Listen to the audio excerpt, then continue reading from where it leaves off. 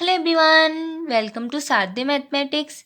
आज के इस लेक्चर में हम बीएससी थर्ड ईयर की फिजिक्स फर्स्ट की आपेक्षिकता एवं सांख्यिकी भौतिकी की मोस्ट इम्पोर्टेंट क्वेश्चंस को देखेंगे। तो मैंने इस सब्जेक्ट के ऊपर आपको यूनिट वाइज भी अलग अलग इम्पोर्टेंट क्वेश्चंस डाल रखे हैं। अगर आपके ये वाले क्वेश्चंस कंप्लीट हो जाते हैं तो आप एक बार उनको भी देख लीजिए, वो भी मोस्ट इम्पोर्टेंट क्वेश्चंस हैं। वहाँ पर अलग अलग यूनिट वाइज डाल रखे हैं एंड साथ ही साथ मैंने उन सभी के सॉल्यूशंस भी दे रखे हैं। तो अगर आपने वो वीडियो नहीं देखी है तो प्लीज़ आप सभी चैनल पर जाकर देख सकते हैं। और साथ ही साथ अगर आपने अभी तक चैनल को सब्सक्राइब नहीं किया है तो प्लीज़ चैनल को सब्सक्राइब करें, वीडियो को लाइक करें एंड शेयर करना ना भूलें। तो आइए बिना टाइम वेस्ट के अपनी वीडियो को स्टार्ट करते हैं। तो यहाँ पे देखिए, सबसे पहले हम बात करते हैं सेक्शन ए की, यानी कि इस बार क्या हो रहा है आपके एग्ज़ाम में सेक्शन वाइज पेपर आ रहा है, यानी कि पार्ट फर्स्ट और पार्ट सेकंड। जैसे पार्ट फर्स्ट में आपके शॉर्ट क्वेश्चंस आ रहे हैं एंड जो सेक्शन बी है उसमें लॉन्ग क्वेश्चन। तो शॉर्ट क्वेश्चंस में आपके जो 7 में से आपको 7 या 8 में से 5 करने हैं, और जो आपके सेक्शन बी है उसमें आपको 5 में से 3 करने होंगे। ठीक है, जैसा आपका 2019 का पेपर था उसी के अकॉर्डिंग ये पेपर भी आ रहा है। तो आप एक बार प्रीवियस ईयर पेपर भी देख लेना 2019 का, उसी के अकॉर्डिंग ये आपके यहाँ पर क्वेश्चंस होंगे। तो यहाँ पर देखिए, सबसे पहले हमारा जो फर्स्ट क्वेश्चन है वो क्या है, लंबाई संकुचन तथा समय विस्तार का अर्थ समझाइए तथा इनका सूत्र भी लिखिए। तो मोस्ट इम्पोर्टेंट क्वेश्चन बोलूँगी। पहले तो मैंने यहाँ पर बहुत ही कम क्वेश्चंस लिए हैं जिससे आप अगर लास्ट टाइम पर भी तैयारी कर रहे हैं तो आसानी से कर पाएँ। और उनमें भी मैं आपको बता दूंगी कि इस वाले क्वेश्चन को आप बिल्कुल भी छोड़ें ना, क्योंकि कई सारे यहाँ पर मोस्ट इम्पोर्टेंट क्वेश्चंस हैं, उन सभी को करें। तो देखिए, ये वाला कई बार रिपीट होता है। यहाँ पर समय विस्तार की जगह टाइम डायलेशन लिखा भी आ सकता है, तो कंफ्यूज मत होना, एक ही बात है। तो लंबाई संकुचन के बारे में बताना है, साथ ही साथ उसका फॉर्मूला डिराइव करने के लिए भी आ सकता है। यहाँ पर समय विस्तार का जो फॉर्मूला है, इन दोनों के फॉर्मूले भी लिखने हैं आपको। इंग्लिश में आपका ये explain the meaning of time dilation and length contraction and write also its formula. ठीक है, नेक्स्ट है हमारा कला आकाश तथा कला कक्ष की व्याख्या कीजिए। तो कला आकाश भी कई बार एग्जाम में आ जाता है, पूछा गया है कई बार। तो explain phase space and phase cell. ठीक है, ये भी मोस्ट इम्पोर्टेंट वाली कैटेगरी में ही है। नेक्स्ट है सिद्ध कीजिए फोटोन का विराम द्रव्यमान शून्य होता है। तो हमें इसमें बताना है कि जो फोटोन है उसका विराम द्रव्यमान कितना होता है, शून्य होता है। Prove that the rest mass of photon is 0। तो यहाँ पर हमें जो इसका रेस्ट मास है फोटोन का वो 0 प्रूव करना है। नेक्स्ट है आपका आइंस्टीन की आपेक्षिकता के विशिष्ट सिद्धांत के मूल अवग्रहति बताइए। तो ये तो मोस्ट इम्पोर्टेंट क्वेश्चन है, कई बार रिपीट हो रहा है बार बार, तो इस वाले को बिल्कुल मिस ना करें। फर्स्ट वाला और जो फोर्थ है ये काफ़ी इंपॉर्टेंट है, इन दोनों को ही देख लें। ये है आपका describe about fundamental postulates of special theory of relativity. जो आइंस्टीन की अपेक्षिकता सिद्धांत की जो विशिष्ट सिद्धांत है उसकी आपको क्या लिखनी है, मूल अवग्रहति लिखनी है। नेक्स्ट हम बढ़ते हैं अपने फिफ्थ क्वेश्चन की तरफ।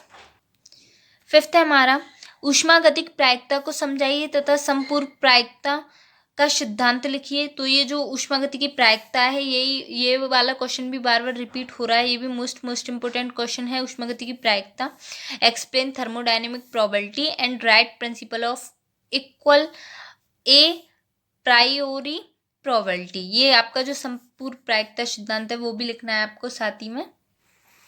नेक्स्ट जो सिक्स्थ क्वेश्चन है वो क्या है, ऊष्मागतिकी के द्वितीय नियम को समझाइए तथा इसकी सांख्यिकी व्याख्या कीजिए।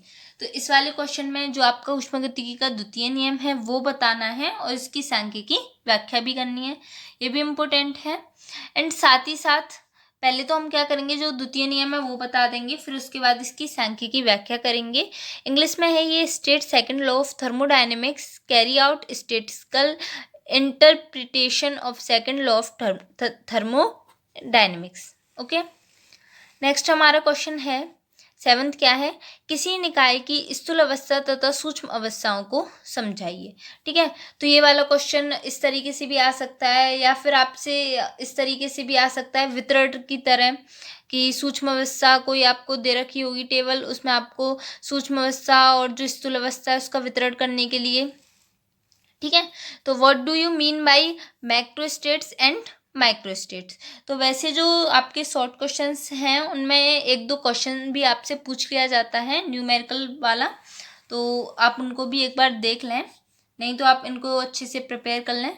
नेक्स्ट हम आप बढ़ते हैं अपने सेक्शन बी की तरफ, जो हमारे लॉन्ग क्वेश्चंस हैं उनको देखते हैं। तो देखिए, लॉन्ग क्वेश्चन जो मैंने अलग अलग यूनिट वाइज डाल रखे हैं उन सभी में लॉन्ग क्वेश्चन ही हैं। अगर आपके ये वाले क्वेश्चंस कंप्लीट हो जाते हैं तो एक बार वो वाली वीडियो भी देख लें, काफ़ी हेल्पफुल रहेंगी आपके लिए। तो देखते हैं हम सेक्शन बी।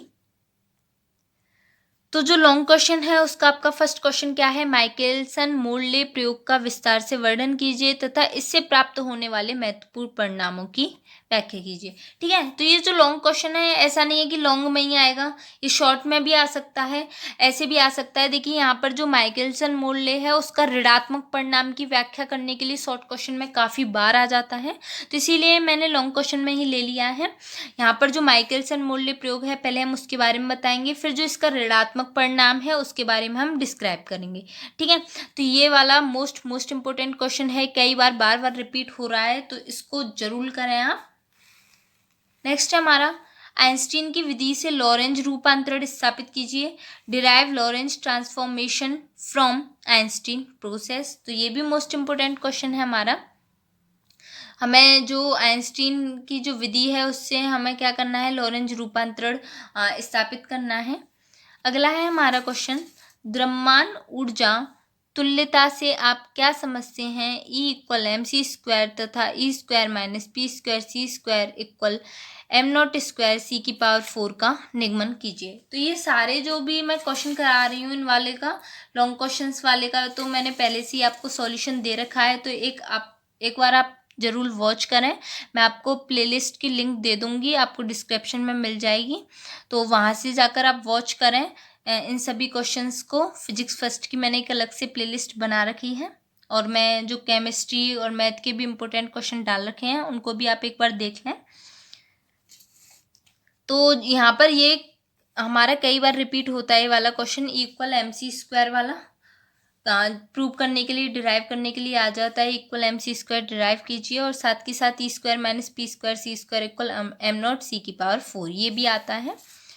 नेक्स्ट है हमारा संबंध M equal M not upon root 1 minus V square upon C square को स्थापित करो। तो ये भी मोस्ट इंपॉर्टेंट क्वेश्चन है, रिपीट हो रहा है बार बार, इनको देख लें आप एक बार अच्छे से सभी को।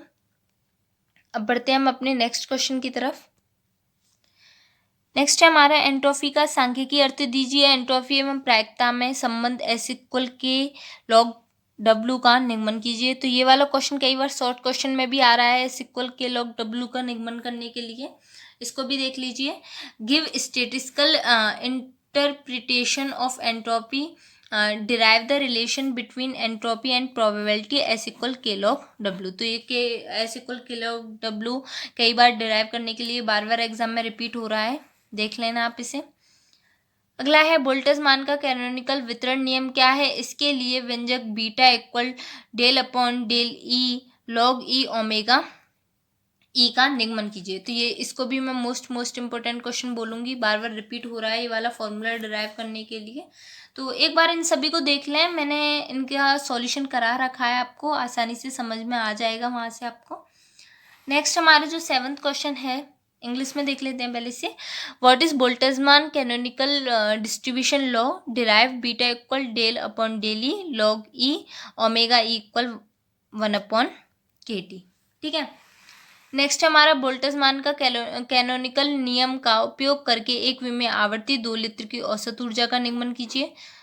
तो ये भी इम्पोर्टेंट है, ये हमारा deduce expression for the average energy of one dimensional oscillator using the Boltzmann canonical law. ठीक है, अब हम बढ़ते हैं अपने नेक्स्ट क्वेश्चन की तरफ। नेक्स्ट है हमारा बेगो की मैक्सवेल वितरण नियम के लिए व्यंजक प्राप्त कीजिए। तो ये वाला क्वेश्चन कई बार आपका शॉर्ट क्वेश्चन में रिपीट होता है।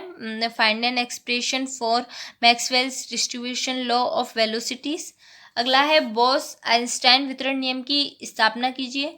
तो ये हमारे 3 वितरण नियम होते हैं। पहला मैक्सवेल बोल्ट्जमान वितरण नियम, दूसरा हमारा बॉस आइंस्टाइन वितरण नियम, और जो तीसरा है वो है हमारा फर्मी डिराक वितरण नियम। तो कोई सा भी आ सकता है। वैसे जो ज़्यादातर चांसेस होते हैं आने के वो कौन सा होता है आपका, बॉस आइंस्टाइन वितरण नियम। ठीक है, तो ज़्यादातर चांसेस किसके हैं, बॉस आइंस्टाइन वितरण नियम। तो give a deduction of boss Einstein distribution law, इसका भी सॉल्यूशन मिल जाएगा आपको, इन सभी के मिल जाएंगे, देख लेना आप प्लेलिस्ट में जाके। फर्मी गैस क्या है, परम शून्य ताप पर फर्मी गैस की ऊर्जा का व्यंजक प्राप्त कीजिए, इसकी महत्ता को समझाइए। तो यहाँ पर फर्मी गैस के बारे में पूछा है। एक होता है आपका फर्मी स्तर, ठीक है, वो आपका शॉर्ट क्वेश्चन में पूछ लिया जाता है फर्मी स्तर क्या है, तो उसको भी देख लेना आप एक बार। तो इसकी हमें भौतिक महत्वता भी बतानी है। What is Fermi gas, deduce an expression for the energy of Fermi gas at absolute zero, point out it's physical significance. Next and last question है हमारा, एम बी बीई तथा एफ डी सांख्यिकियों की तुलना कीजिए। जो हमारी मैक्सवेल बोल्ट्जमान और boss Einstein और फर्मी डिराक जो सांख्यिकी हैं उनकी आपको क्या करनी है, यहाँ पर तुलना करनी है। Comparison of M B B E and F D statistics. ठीक है, तो ये हमारे फिजिक्स फर्स्ट के इंपॉर्टेंट क्वेश्चंस हो चुके हैं। आगे भी मैं आपके लिए इसी तरीके की वीडियो लाती रहूँगी, तो प्लीज़ मेरा सपोर्ट करें, चैनल को सब्सक्राइब करें, वीडियो को लाइक करें। और अगर आपके लिए वीडियो थोड़ी भी हेल्पफुल है तो प्लीज़ कमेंट में आप लिख कर भी बता सकते हैं कि आपके लिए हेल्पफुल रही है वीडियो। Thanks for watching.